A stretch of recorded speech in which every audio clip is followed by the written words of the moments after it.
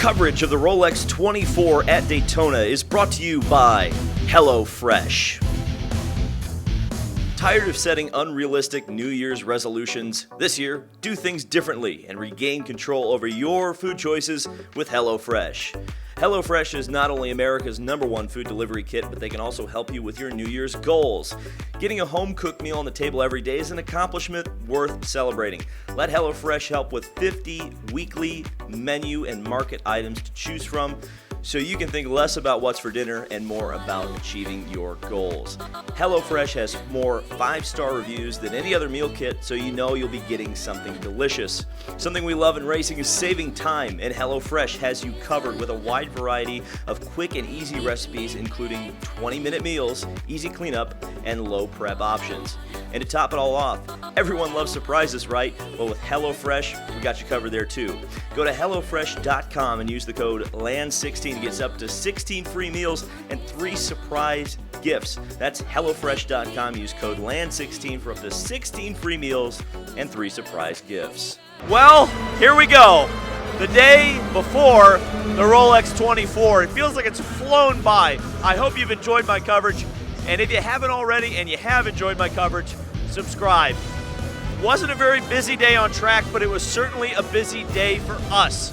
We have so many interviews to show you guys. We have interviews with the Ford Motor Company. A GT3 car has been announced for them. We have interviews with Corvette Racing, Jordan Taylor, Mr. Rodney Sandstorm himself. We have Ganassi, IndyCar champ, Alex Palou, former Formula One driver, Kevin Magnussen. We talked to one of the lead folks at Multimatic about the Porsche LMDh. And we also spoke to the driver who's currently fastest and on the pole position in the TR3 Lamborghini. And you may recognize him from the Assetto Corsa game, Mirko Bertolotti.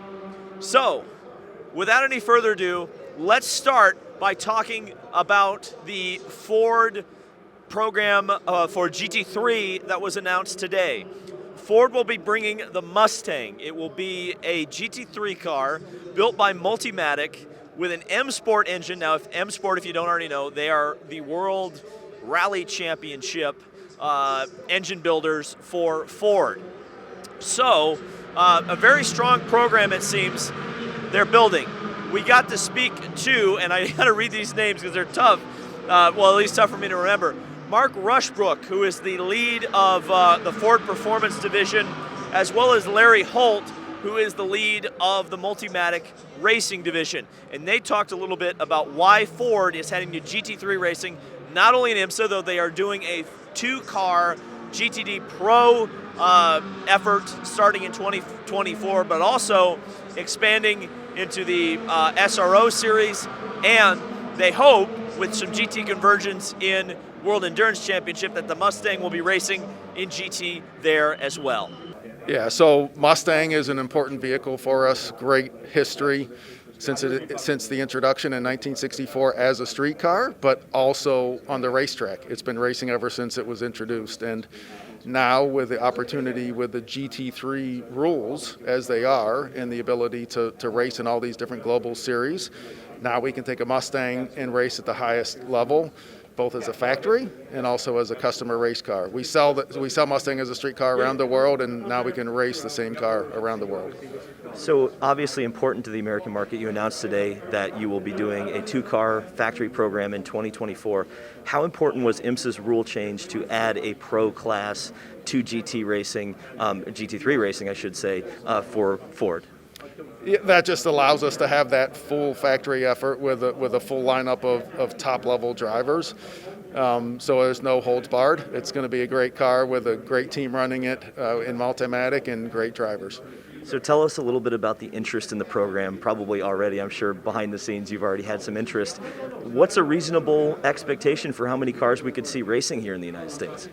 I think there's going to be a lot. Honestly, we've had so much interest even before we announced the program today, and that's part of why we announced it today is we couldn't openly talk with as many people that were asking questions, but now we can. So we know the interest is out there.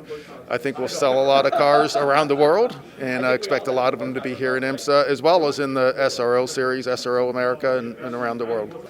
the rules are specific in that, you got to start with a Mustang and you got to do this and this, but you can do whatever you want with suspension. You can do, and we, after 6 generations of Mustang racing cars, we got a pretty good idea of what's strong and what's weak. And so we're just going to take all the weak stuff and do what we'd always wanted to do.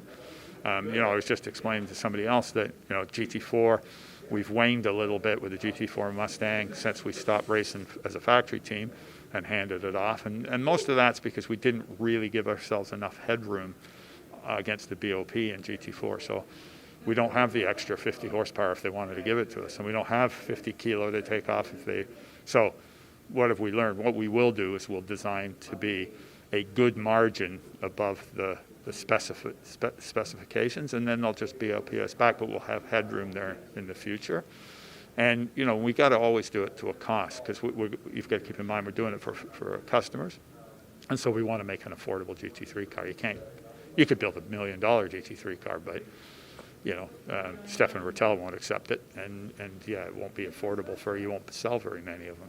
Because in the end, it'll be BOP back, so it's going to run the same pace. So, you got to be cognizant of all those boundary conditions and just work to those. So one of the huge, major stories that we've been covering throughout this week is Corvette racing. Well, there's been a lot of speculation. There's been a lot of rumors.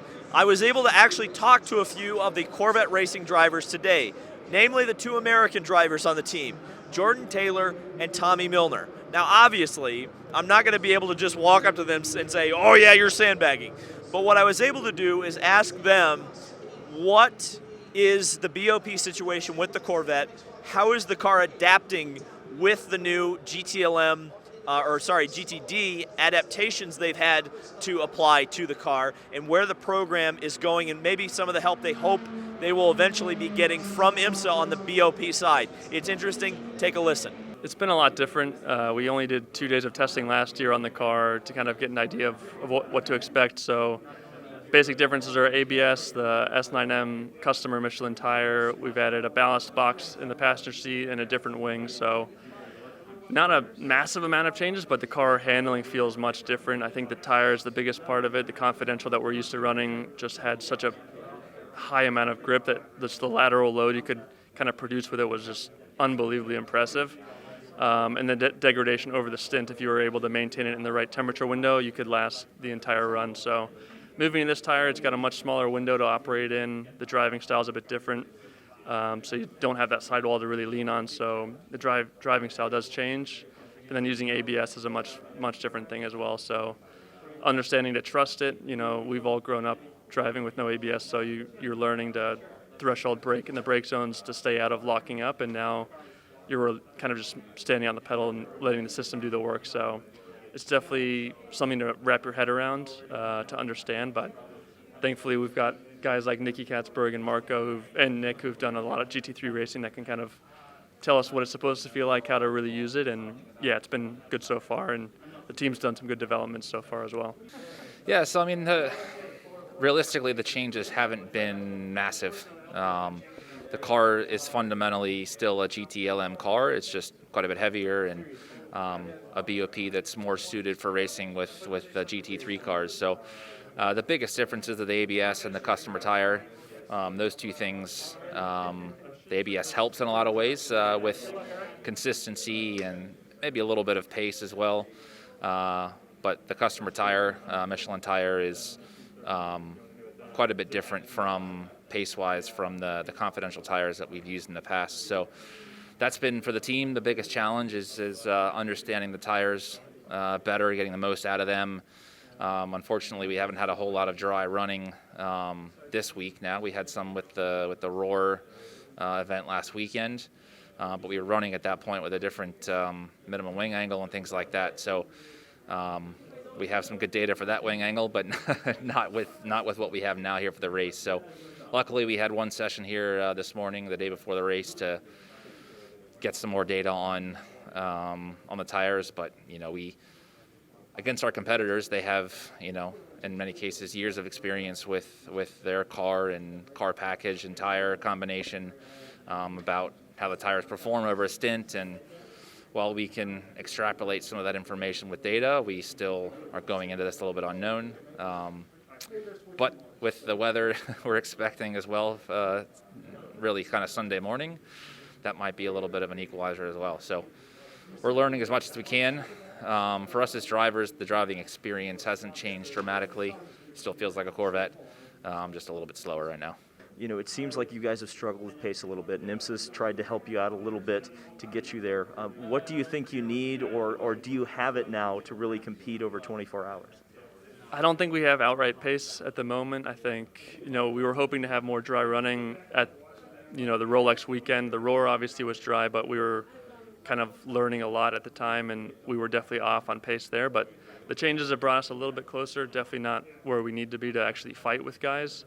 So I think our approach is kind of going in to execute the perfect race and kind of see where we are, kind of like an old school strategy, not having the fastest car. And usually, the fastest car doesn't always win, but these days you need a car that can fight that last hour on pace alone to win this race. So I'm sure we're going to keep working on it throughout the race. We were working on it this last session. We've only had one session with the new rear wing angle that was the last BOP change, so kind of understanding that and kind of tuning here and there to maximize it. So I think it's definitely an odd feeling going into it, knowing that you don't have the pace to fight everyone. So that'll be a different feeling. But yeah, it's still Daytona, it's still the Rolex, and we're going to fight all the way through. So we spoke to Corvette, the American side of GTD. Now another side of GTD Pro, and that is the experienced side. And by experience, I mean SRO, GT3, multi-class GT3 racing. And one of the best drivers to talk about that, in my opinion, is Mirko Bortolotti, who drives for the TR3 Lamborghini. It's the fastest, or was the fastest car and driver combination today in GTD, and it's sitting on the pole position both overall in the GT division and in GTD Pro.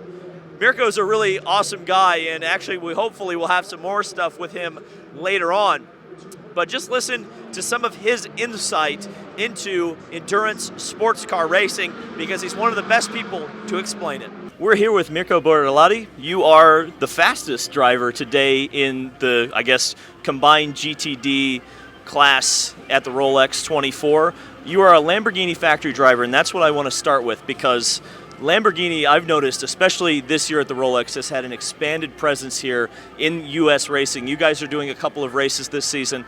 Tell me about the U.S. market and how it is important for Lamborghini. First of all, nice to meet you. Great to be here. And as you said, it's great to be back in Daytona this year. It's always a pleasure for us to be here, not only for myself, also for the team and for the brand itself. As you mentioned, really important market for us, really big market for Lamborghini, really important race, the Rolex 24. It's been actually a really successful race for us also in the past, so it's always great memories coming back to this place and getting ready for this big race. We've been doing a great job. Starting last week at the Roar, managing to win the qualifying race, so getting us the best starting spot for the 24. I think we've done a good preparation. The boys are really pumped and motivated, as well as us drivers, so me and my teammates, and we're all looking forward to this big event.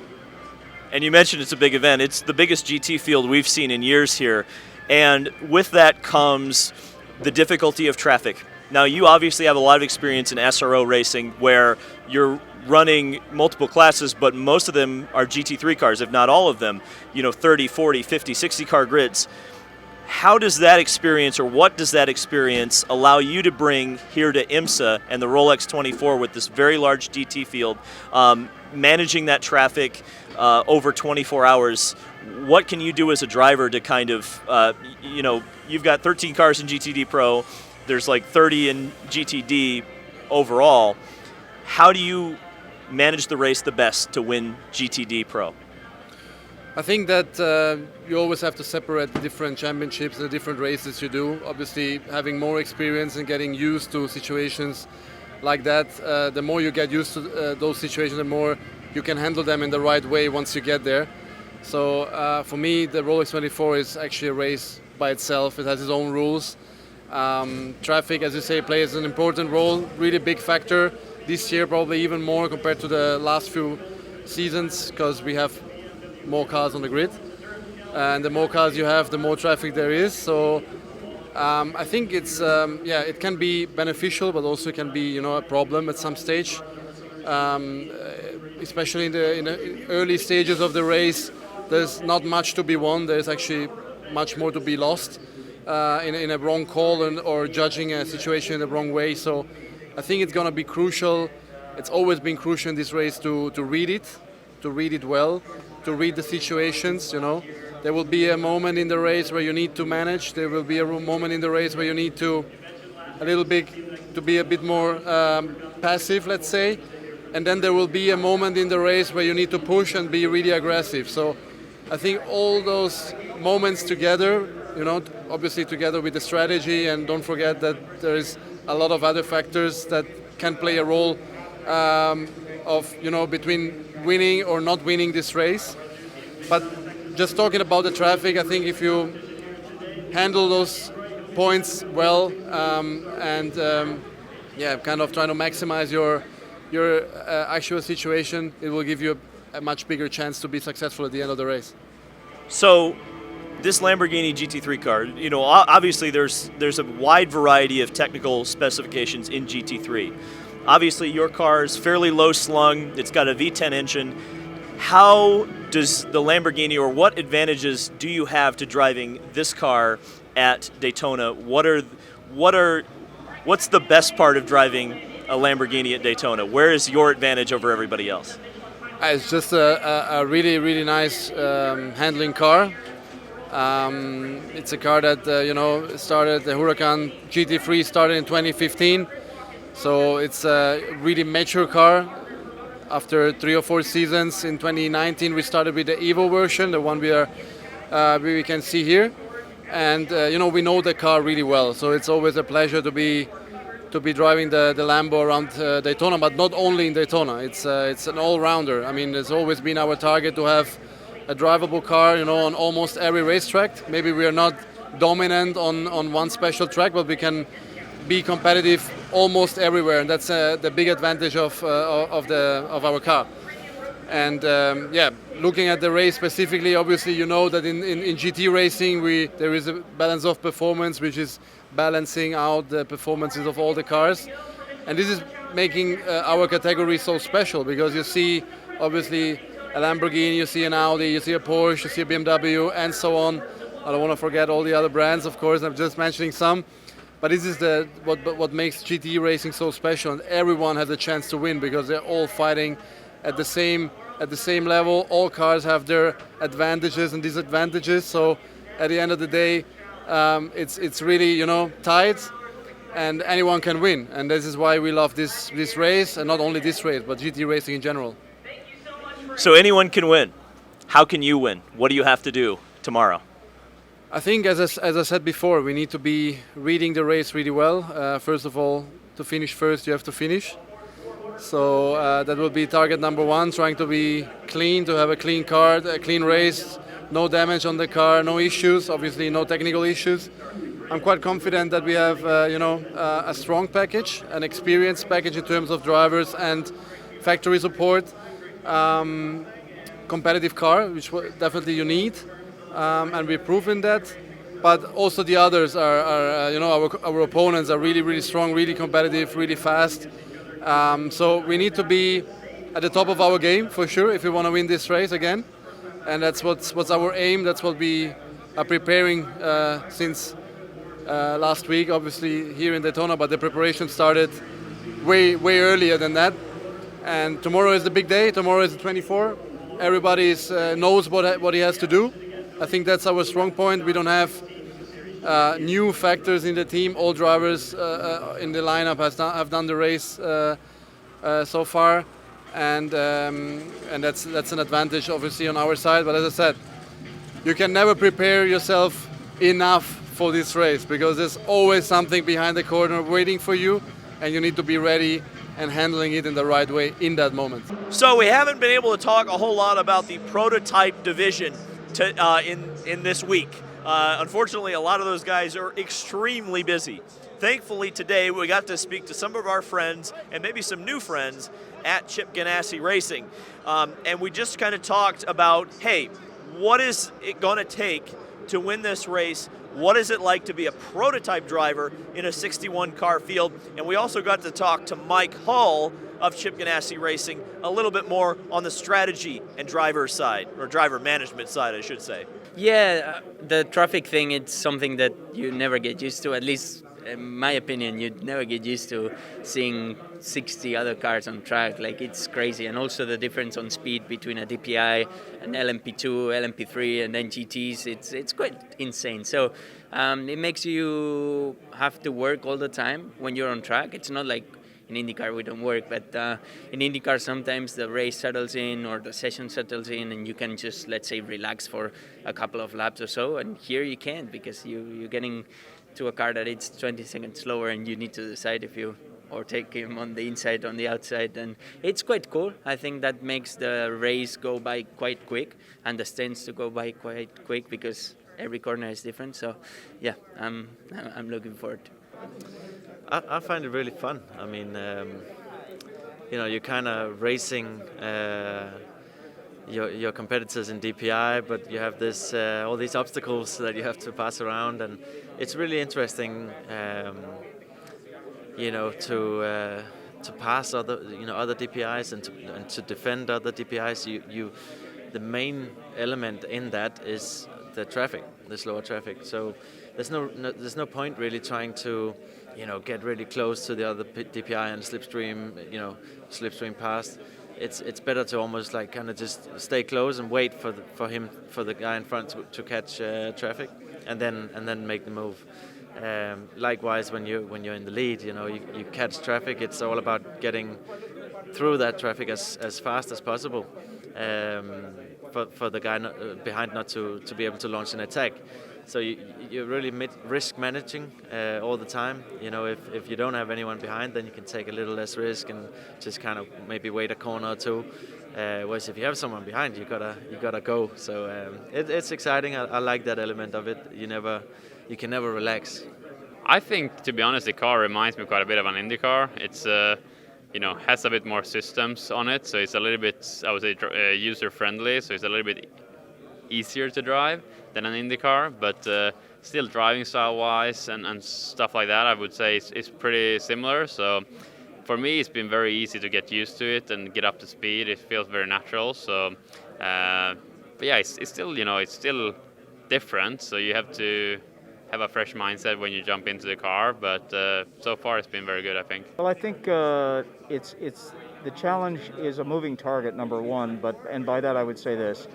When we came to race here for the very first time as a bunch of open-wheel people in 2004, the 24-hour race that year in the Grand Am Series, terrific program, great drivers, but frankly, the competitors here handed it to us. We knew how to sprint race, we didn't know how to endurance race. So what we did as a team is we went home after the race, sat around a conference table, all the leaders sat around a conference table with the input they had from all their people, and we made an Excel spreadsheet that had over 600 items on it to be ready for the next 24-hour race in 1 year's time. We won the championship that year, but it was by winning sprint races. We came to Daytona in 2005. We were better, and we came in 2006 and won. We enjoy it. I think today it's totally different than it was then, in that we'll probably stop 40 times here, and it's 40 sprint races. The cars we race today in prototype racing are open-wheel cars that happen to have Cadillac fenders. So we have drivers whose background at some point in their lives have included winning in open-wheel cars for that reason.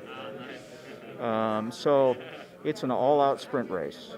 And in addition to that, rule number one for all our drivers is they need to give their car, when they come into the pits to do the driver change, to their teammate like it was given to them by their teammate. That's really that's the definition of endurance racing today. And finally, or at least in terms of the prototype division, we got to talk about the Porsche LMDh. And because I had someone from Multimatic that I could talk to, I decided to ask about the Porsche LMDh because the Porsche LMDh is built by Multimatic. And Larry from Multimatic gave us an incredible amount of information about the car, its design process. If you're interested in the GTP era of IMSA or the hypercar era in the World Endurance Championship, you got to give this a listen.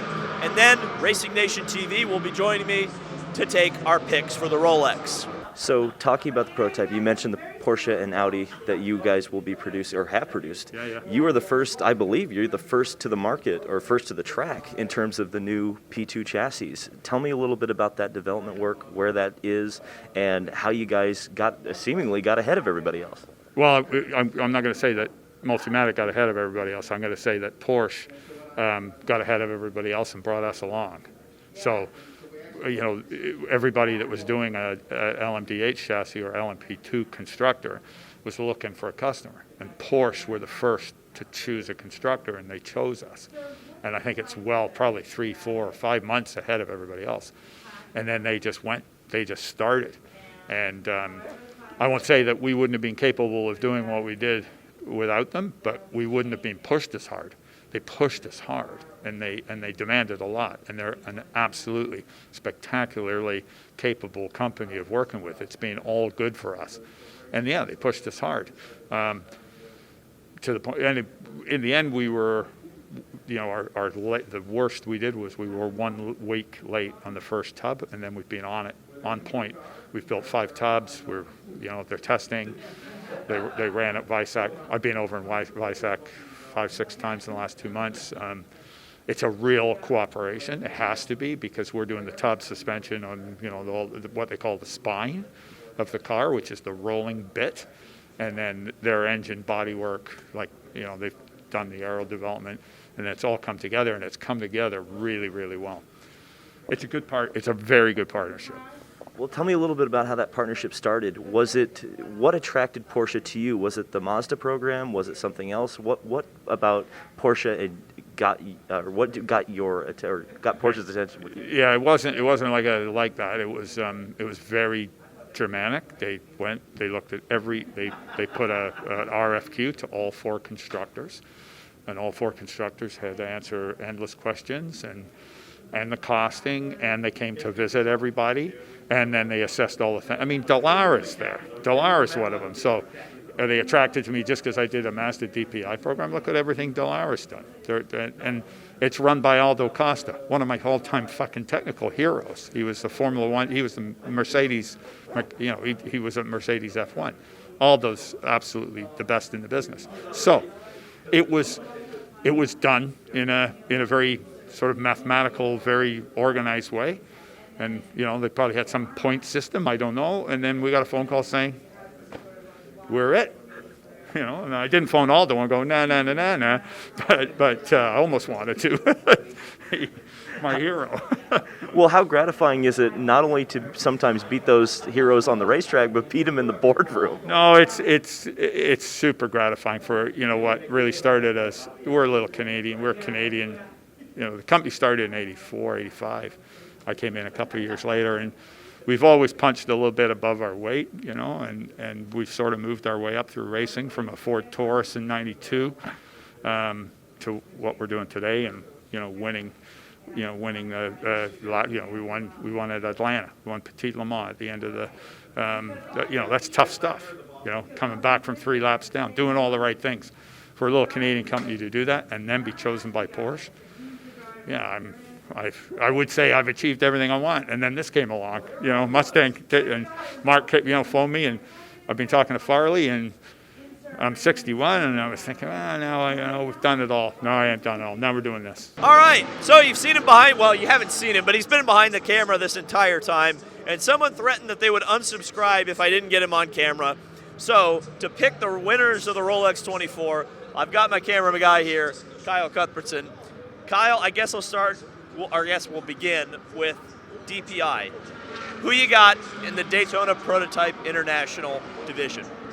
I think, you disagreed with me when I told you my pick. I think it's going to be the Chip Ganassi Racing number 01. Ranger Van de Zanda, Bourdais, Dixon, Pelot, just a stout driver lineup. And they were the quickest last year, and without a blown tire, they're winning it. So I think this year, Redemption, and even though they haven't quite been the quickest, I guess, I think, they'll make it known that they're here.